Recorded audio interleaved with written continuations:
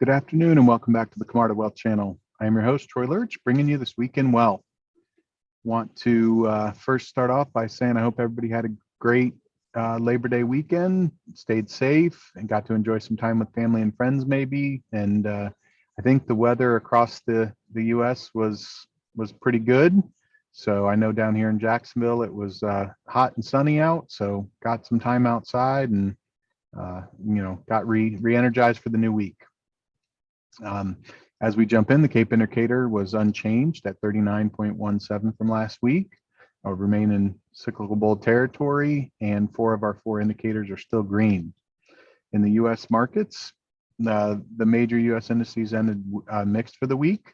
We had the S&P mid-cap 400s and the large-cap S&P 500 and the NASDAQ composites all reaching intraday highs throughout the week and then pulling back towards the end.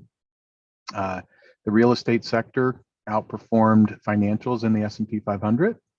And by market cap, we had large caps added 0.6%, mid caps retreated 0.2%, and small caps finished up the week 0.7%.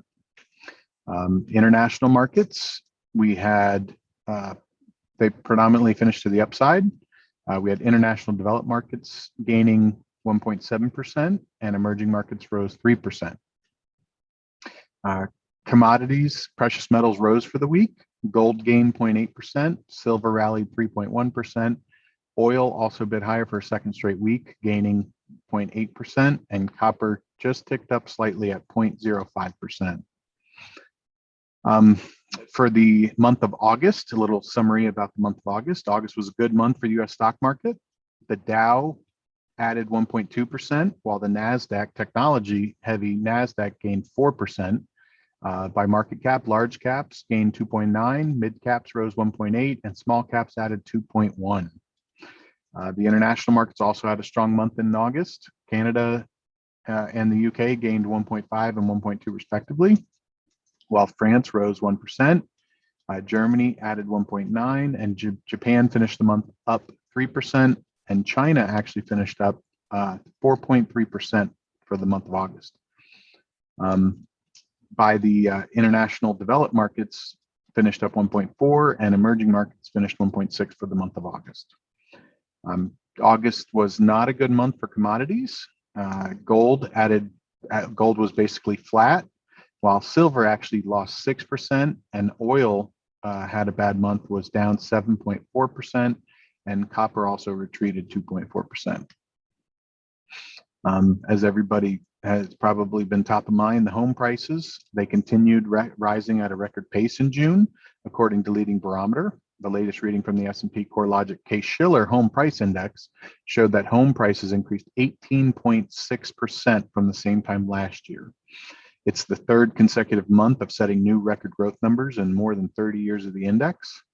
And I'm sure if you've been shopping for a home or selling your home, you've seen this type of chaos in the real estate market.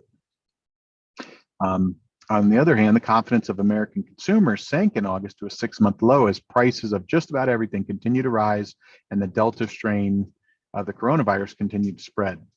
Inflation's running at the highest level in 30 years, according to the Federal Reserve's preferred price barometer.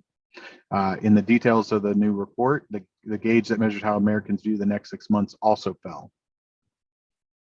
And finally, with this month's big miss in the jobs number, the debate continues on whether the scarcity of American workers is due to fears of the coronavirus keeping people at home, or perhaps due to the effect of the generous government handouts. One way to measure the effect of the latter is to compare the continuing claims of the already unemployed in the states which have kept the extra $300 a week unemployment benefit versus the continuing claims of the already unemployed in the states that have terminated the extra benefit payments at the end of June.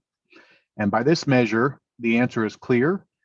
The already unemployed returned to work at a substantially higher rate in the states that dropped the extra $300 a week payments, which is exactly the intended effect. So we'll see if the remaining states drop the extra benefit soon, and we can get a lot more people back to work, because unemployment numbers are high and the number of open jobs is also very high. So we want to see that settle in, and it'd be a good economic indicator to watch. Thank you all for watching. I hope you have a great short week, and we'll talk to you soon. Next week, we'll have a guest. Kim Camarda is going to talk a little bit about portfolio. So if you like our content, please hit the like button. Make sure to subscribe so you don't miss any future content as well. Thank you very much.